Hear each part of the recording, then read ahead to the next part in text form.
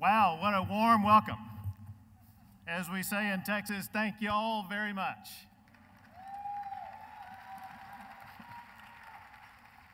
And Jane, thank you for the very kind introduction, and thank SBA List for this fabulous award that you have provided to me tonight. Equally important, I want to thank the SBA List for all you do to change hearts, to change minds, to change laws across the United States of America. You are making a huge difference.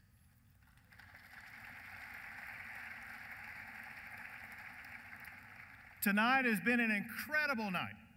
Some fabulous speakers. And I'm thinking you've already been entertained and gotten so much information, and frankly, it is getting kind of late. So I'm thinking I'm going to try to apply a lesson that I learned in one of my prior jobs. Before I was governor, I was the longest serving attorney general in Texas, and then before that, I was a justice on the Supreme Court of Texas.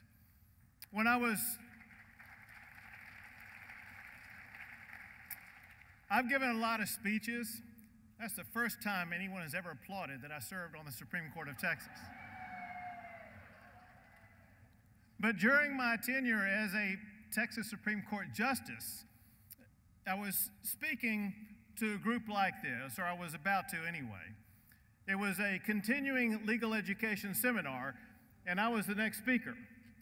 And I pulled up in the back of the room where I was going to be coming from. I kind of wanted to get a feel for the crowd to see how things were going. So I pulled up alongside a lawyer and I asked him, well, how are things going? He said, well, things are going pretty good so far, but our next speaker is one of those long-winded judges, and you know how that goes. I said, well, do you know who I am? No, I have no idea. I said, well, I'm Judge Greg Abbott. I'm the next speaker. You could tell he was embarrassed, but you could tell he was a quick-witted lawyer because he looked back at me and said, well, do you know who I am? I said, no, I have no idea. He said, great, I'm out of here.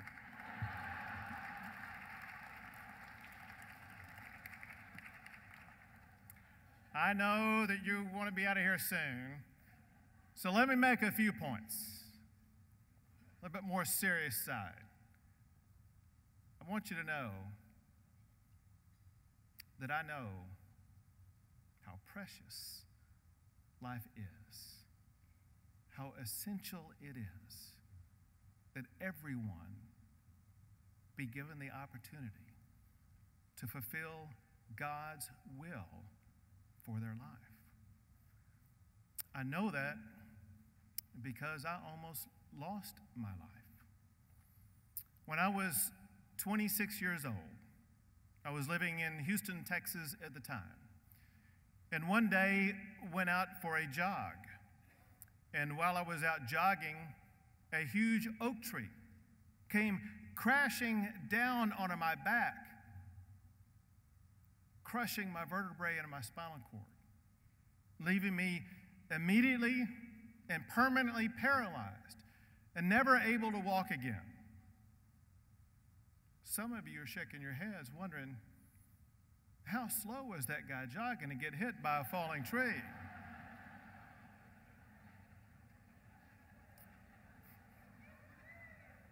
It's always funny because people up front can hit, in the back they're saying, what did he say?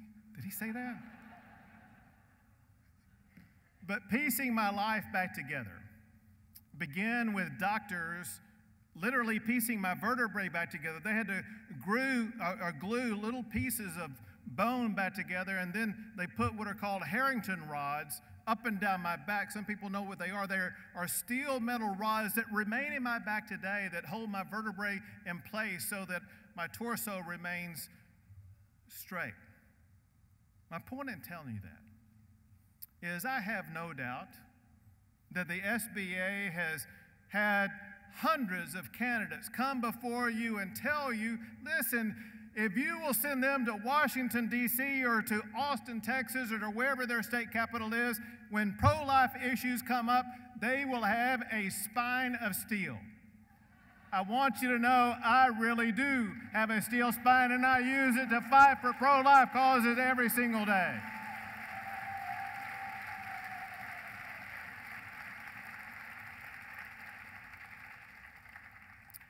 It was after that accident that I went on to become that Supreme Court justice, went on to become that Attorney General, and went on to become the governor of the great state of Texas.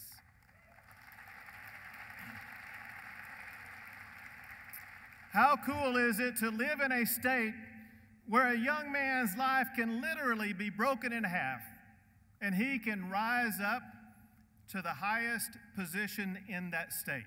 Texas is the land of opportunity that every state in the United States should be.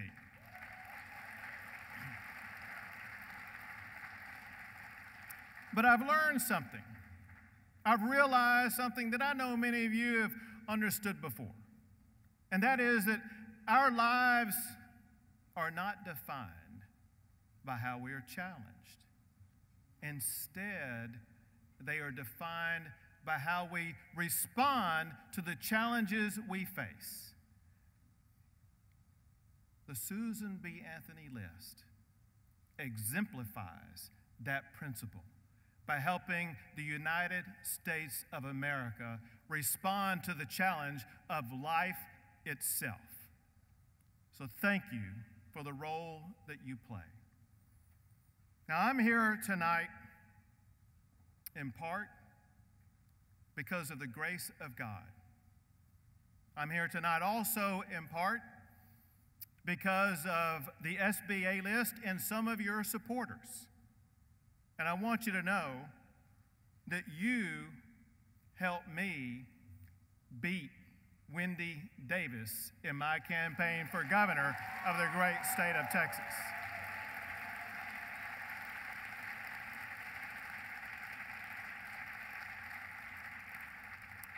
She ran as an advocate of late-term abortion. I ran as an advocate to protect life at all stages.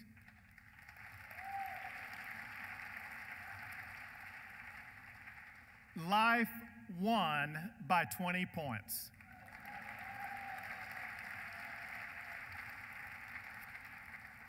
I want you to know that protecting the unborn is a priority in Texas. Texas law itself defines life as beginning at conception.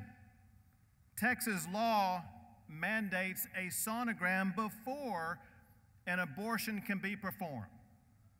In Texas, the baby's very first picture in life is the picture of a sonogram. In Texas, we have defunded Planned Parenthood.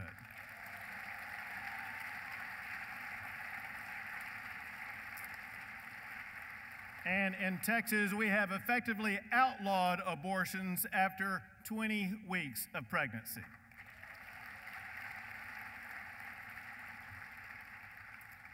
And when our pro-life laws have been challenged, Texas fought back. When abortion groups challenged the partial birth abortion ban, I put together a coalition of states across the country to argue before the United States Supreme Court to uphold that ban. And we won, and that law has remained in effect today.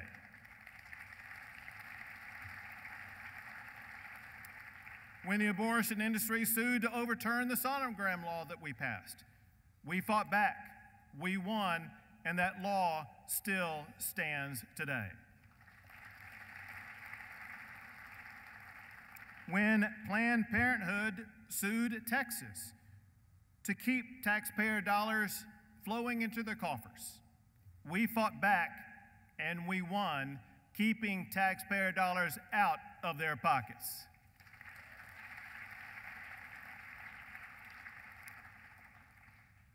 Now, however, the need is even stronger in wake of these videos of the horrific practices by Planned Parenthood selling baby body parts. So I am calling in our next legislative session that Texas criminalize any sale or transfer of fetal tissue by an abortion clinic.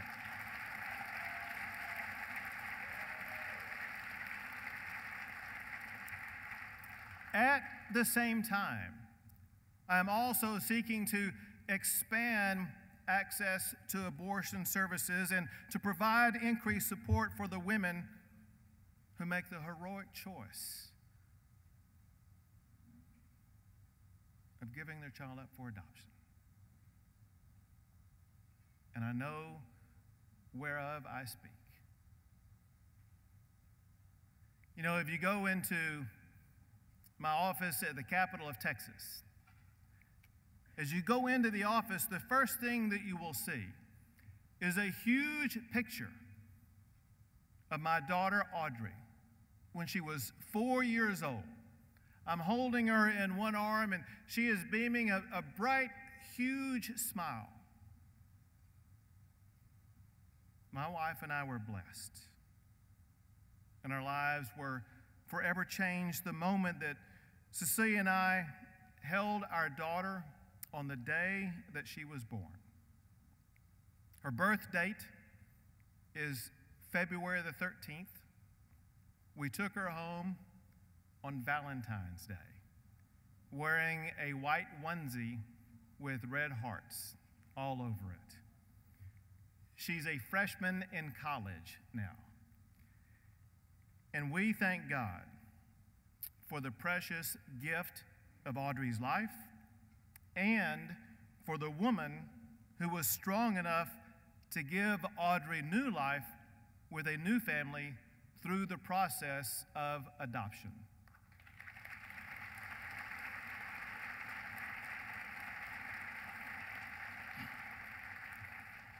That picture of Audrey up on my wall is a daily reminder of why it is that I go into work in the first place. One of our greatest responsibilities that we have is to give every child a chance in life. But as you all know, for a child to first have a chance in life, that child must first have a chance at life.